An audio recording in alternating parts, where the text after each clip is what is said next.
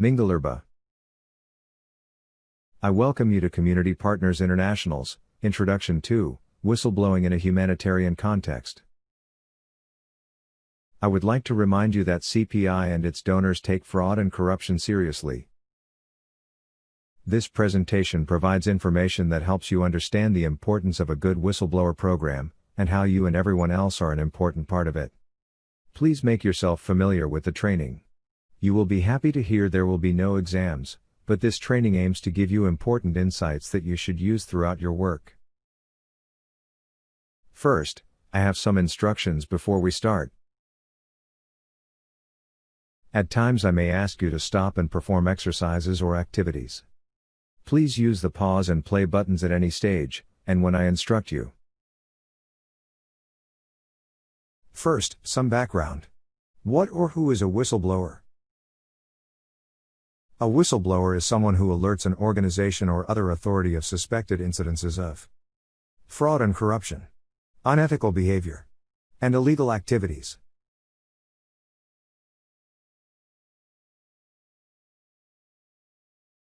A whistleblower system is a set of awareness programs and initiatives to encourage staff and other stakeholders to safely report actual or suspicious activities of fraud, corruption, or other illegal behaviors to the organization. It is made up of various communication channels such as emails, phones, or message services that allow people to be anonymous or as open as they want. It is also part of a wider organizational process that is able to assess, manage, and investigate the report in a confidential and professional manner. It is part of CPI's deterrence, prevention, and detection mechanism against fraud and corruption. Just to remind you, CPI's counter-fraud approach has 4 strands of defense and action. They are: 1. Deterrence, to discourage potential perpetrators from committing fraud and corruption. 2. Prevention, reducing the likelihood and impact, severity, of fraud and corruption through limiting the opportunities for those who cannot be deterred. 3. Detection, the identification of suspicious activity that could be fraud and corruption. 4. Response, acting on suspicion of fraud and corruption in a way that minimizes risk and maximizes the opportunity to improve resilience. This includes investigation, applying sanctions, and obtaining redress. CPI will have on file various fraud and corruption reference materials. Please have a look at them. Also, you can always get this presentation in streaming format, as a PowerPoint, or print it out. One publication I recommend is the Report to the Nations 2020 Global Study on Occupational Fraud and Abuse. This may sound like a boring publication, but it is full of informative graphs and quick insight. One thing it shows you simply is that fraud is everywhere, and companies worldwide need to form defenses against it happening. Please ask your facilitator if you would like to get access to any of these. We will use various resources to provide you with evidence-based information. Some will be written by fraud professionals within the humanitarian sector. But as mentioned, one very informative publication we will use a lot is the Report to the Nations. It is a regular survey report from the Association of Certified Fraud Examiners. While not humanitarian specific, they have surveyed businesses worldwide annually since 1996 about actual fraud events, and have come up with some unique information and statistics. These help to alert your understanding. It also helps organizations like CPI and its partners to best focus and prioritize their resources. If you wish to explore fraud and corruption in more depth in the humanitarian context, you 4 have some good, easy to understand information and trainings. CPI are also building up fraud resources. Get access to these. And if you are from a partner organization, see what your workplace has in the way of policies, procedures, and materials. Also look at the specific donor websites, especially the ones you are working with. Do you know what the specific donor rules are regarding fraud and corruption? The contract and guidelines place heavy reliance on INGOs for fraud reporting.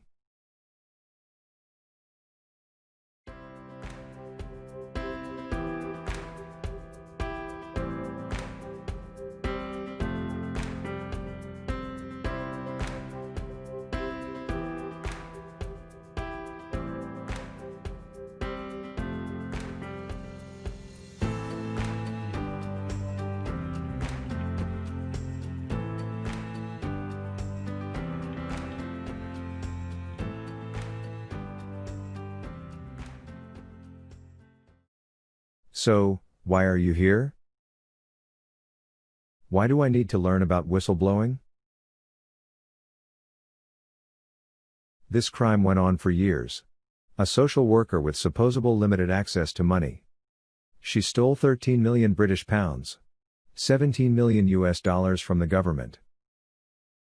How didn't anyone working with her not hear, not see, or even speak about it?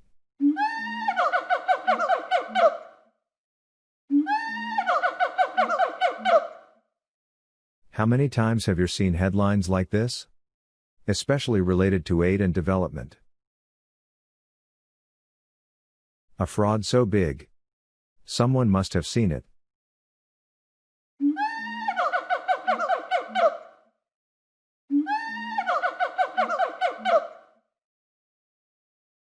Frauds just don't happen over days. They can occur over months, sometimes years. Like for example, someone who fakes invoices and has them paid to themselves. Have a look at this graph from the report to the nations. Basically it says, nearly 50% of frauds happen over a period of up to a year. That means about 50% of frauds are occurring over a year or more. Wouldn't you think that the people working with a fraudster would suspect anything? Now look at this. The longer a fraud goes for, the more money that is lost. There are various reasons for this. One example is that people start off small. They don't get caught, and then they get more confident and more greedy. Like a monster. And remember, the impact of fraud on INGO operations goes well beyond the costs. They result in poor reputation issues, poor donor relations, and legal and compliance issues.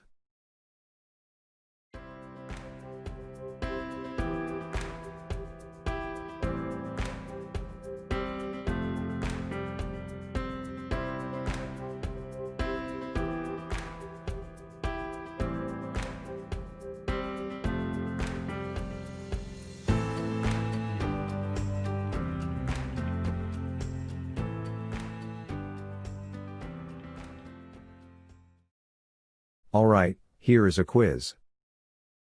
Please look at the screen. Out of all these ways that organizations do discover fraud, what is number one? Say it out loud to your neighbor, even if you are by yourself. Or type it into the online questions menu, I am the Zoom, Google Meet or Microsoft Teams. Which one do you think it is? I will give you 20 seconds.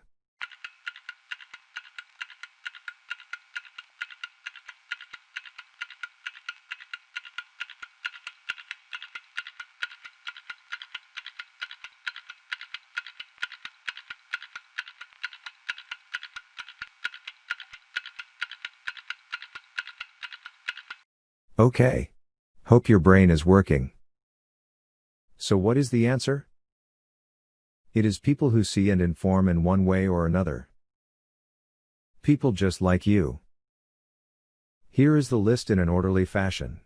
From best detector of fraud to less. People giving tips, that is information via an email, a phone call or in another fashion are on top at 43%. Most people think audits or document reviews are number one. Of course, the other methods are excellent ways of detecting fraud, especially when used in combination. They are even stronger in deterrence. But who are these people? 50% of people who detect and report fraud are employees. In the humanitarian sector and CPI's wider context, this could also include partners. In the humanitarian sector, who might be your customer? Your customer might be your donor, your beneficiaries, or even doctors and clinics. You can see that even vendors detect fraud and report it. An example might be when the vendor's competitors get more favorable terms through corrupt procurement processes. If there is a mechanism, they might report it. Understanding that many people make up a detection process provides the first hint of why a whistleblower program is an important mechanism for an organization to establish. A whistleblower program does not only include you. All staff members are included. There are also the partners. The vendors, including local shops in villages. And all the project and field staff. Many of them are spread far and wide in locations around the country. Donor institutions have their own networks and information sources. While it is sensitive for INGOs to receive advice of possible fraud, donors, especially ones in country, are also in receipt of wider knowledge regarding their program portfolios. How is sensitive information received from donors handled by your organization? Beneficiaries are potentially the largest group of all. They are the group that humanitarian organizations have the most accountability to.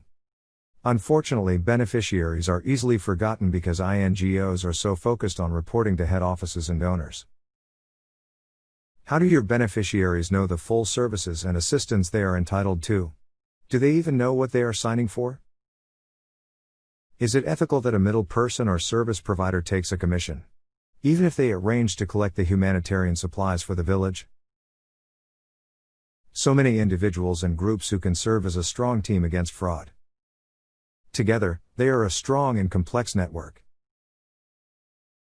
You have a whole army of people that, if well informed and given the right information, can support an organization's efforts in detecting and reporting fraud.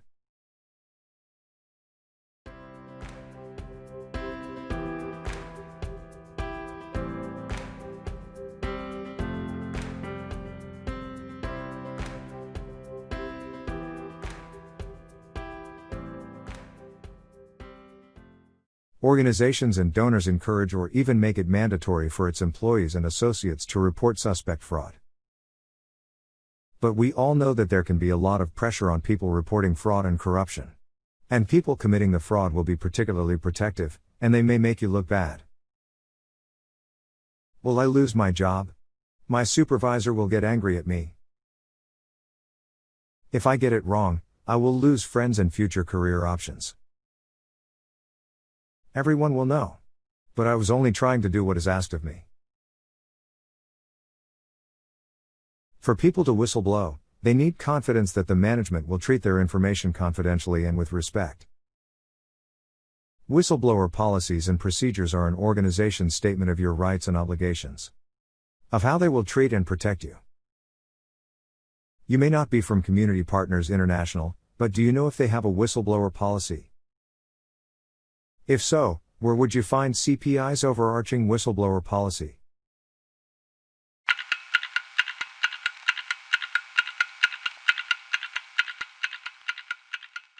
Did you know they have a policy statement on their official website? Let's have a look.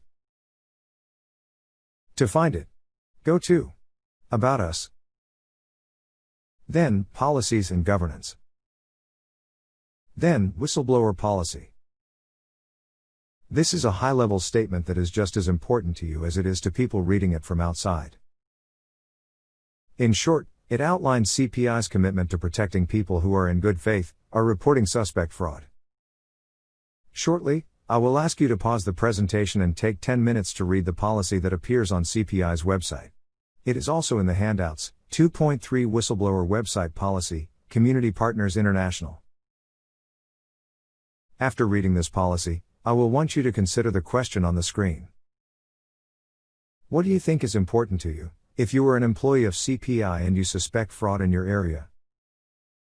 Again, what do you think is important to you, if you are an employee of CPI and you suspect fraud in your area? If you are with other people, please discuss it with them. See you when you get back. Please pause the player and push play to return. You have 10 minutes.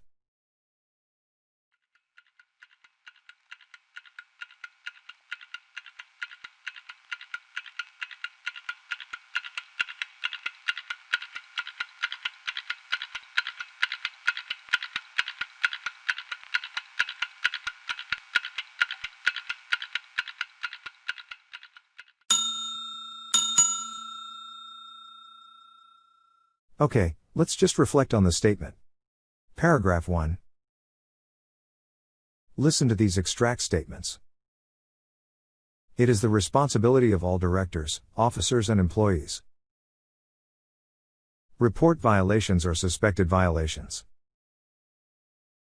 An employee who retaliates against someone who has reported a violation in good faith is subject to discipline. Can you see that if an employee reports suspected fraud, they should be protected? Pause the presentation if you want to discuss this further. Okay. Paragraph 2. Again, listen to these extract statements. CPI will not retaliate against any employee for filing a complaint, and will not knowingly permit retaliation by management, employees, or coworkers.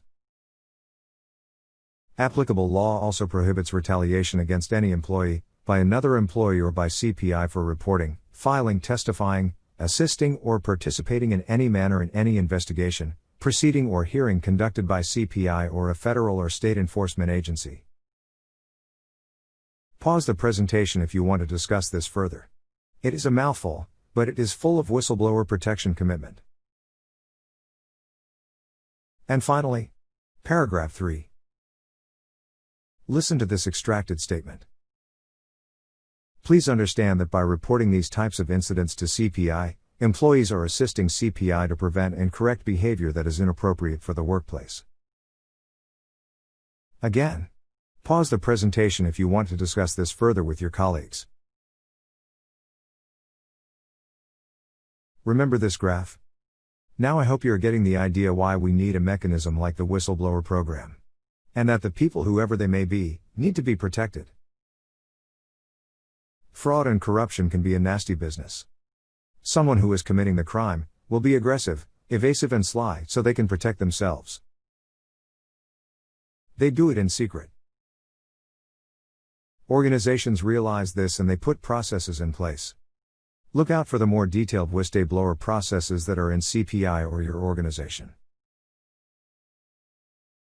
And remember that a whistleblower program needs to be wider than just for employees. If you are in program management, finance, accounting, procurement, HR administration, IT, or similar roles, you must be able to assess if there are suitable whistleblower systems in place for the many stakeholders and areas you oversee. When you are working with partners, do they have a workable internal whistleblower systems? And do they know that suspect incidents of fraud should be reported to CPI? How do your beneficiaries report issues in their goods or service delivery? I won't go into depth of a whistleblowing reporting systems here. That is another lesson. But I hope you can see why it is necessary and that it is a key part of your organization's governance. But even now you are equipped to understand that people, i.e. employees and stakeholders, are a very important part of CPI's fraud detection system. Also, although you may not be familiar with the details of a fraud reporting system, you would understand if you walked into a project site, if people have enough information or not. Do your beneficiaries even know who is the organization that is supplying the goods or services? You may have heard me using the word suspect and not actual when referring to fraud. The problem is that fraudsters are always concealing their activities. They lie, they avoid people looking closely at their work, they rarely take holidays in case someone uncovers what they are up to. When you are busy working, it is hard to see an actual fraud happening. But then you will see something not right. You suspect something. Like this picture, the business seems straightforward. The paperwork is complete, people are looking like they are doing normal business. But under the table, money is changing hands. At this point you probably suspect something's going on. But you do not know what. You see things that don't look right. You start to suspect something is happening. But you are not responsible for this fraud. Although you suspect something, and you know your organization wants to be notified. You do not, and should not investigate this on your own. All you can do is inform your organization to the level you understand what is going on. And leave it with them. A whistleblower program is designed to receive information that you suspect is fraud and they confidentially examine it. The suspect events will be investigated in confidence. The organization should keep you updated. They may not tell you details, but they should let you know if it is ongoing, or finished, and what was the outcome. And please keep it confidential, and do not discuss the matter with anyone other than the investigation team. This is because, if the person is innocent, then they should not have rumors about them. However, if a fraudster thinks they are under suspicion, they will destroy vital clues. The investigation team must work behind the scenes to gather evidence, and to work out what has really happened. The fraudster will rarely admit to anything other than what is discovered, and present it to them. If it has been going on for years, there can be big issues for the organization, and they must understand the extent of any problem. So during the investigation, just stay calm and pretend you never saw anything. It is the investigation team who will do the work.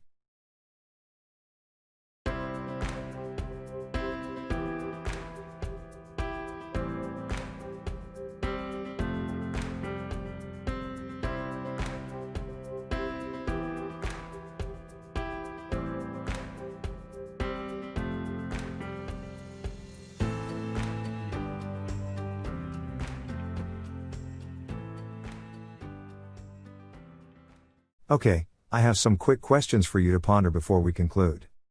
When you hear the question, pause the presentation and think or discuss the possible answer. My question to you is: with so many requests and forms around the office, what would you do to make it easy for people to know who to contact if you suspected fraud? Think of 3 things. Hit pause, and when you have finished, push play.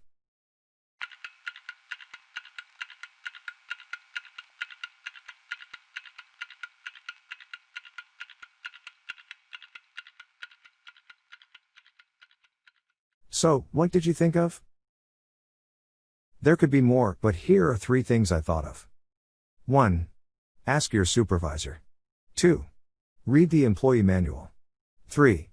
Have the office put up posters with contact details. Do you think any of these are good? And why, or why not?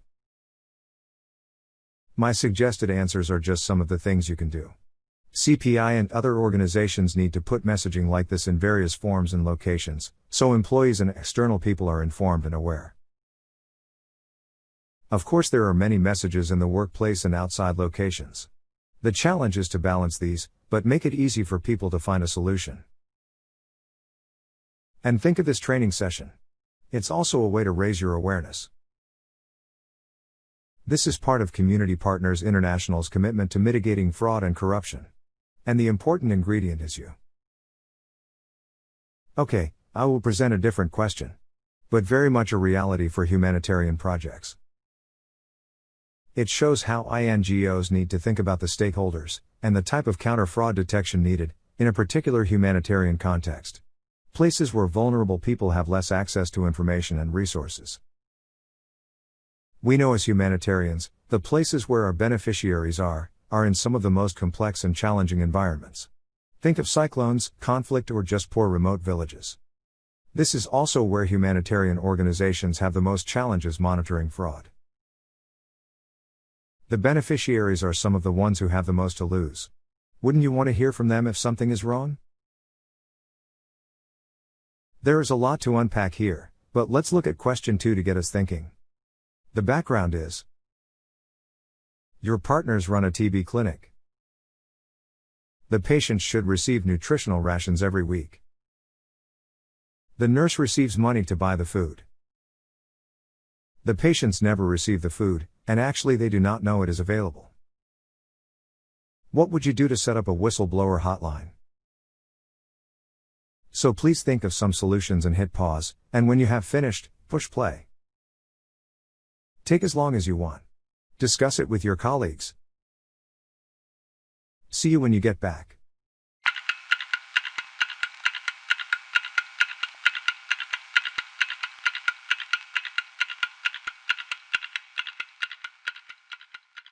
Okay, do you have some suggestions? Well, any good idea is worth considering. He is mine.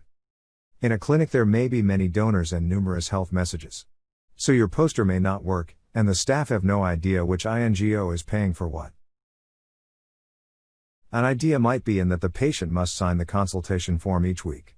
Here, it could be written in Myanmar that you are entitled to these nutrition packs and other services every week. If you do not receive them, please call this number. However, a problem might be that the patient cannot read or does not own a phone. Or the rations change so much that the message goes out of date. Obviously, I do not have said answer. It is up to CPI or partners to analyze the situation to find an appropriate solution. Better still, a knowledge base will help. But it needs your input and experiences on the matter. And think about it. Hotlines and whistleblowing complement and enforce your financial and programmatic reviews. These are opportunities to hand out materials and create awareness. We have a lot to do in program and business management in INGOs, so think how your whistleblower and counter fraud activities can be better integrated for effectiveness, efficiency, and ease of application.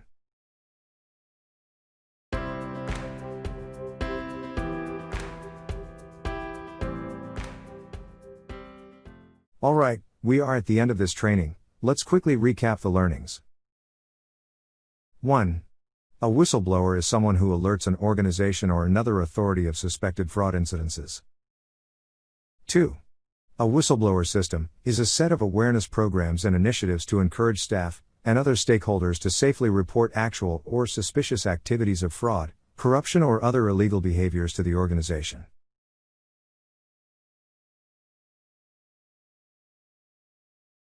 3. By far the greatest fraud detection method are people just like you, who see suspicious activities and report them. 4. Organizations protect staff who report suspect fraud to the organization in good faith. 5. You should not take it on yourself to investigate the fraud. Please just inform the organization of what you know so far.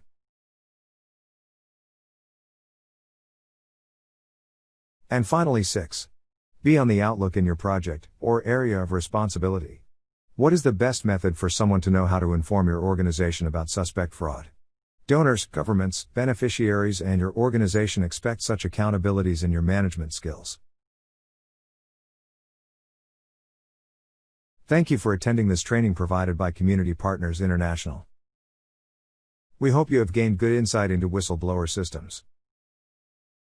By the way, according to the Report to the Nations 2020, fraud awareness training like this increases the use of an existing whistleblowing mechanisms from 37% to 56%. It is far better to catch fraud and corruption before the horse is bolted. Thank you again for your attention. Community Partners International are always open to your questions. See you next time.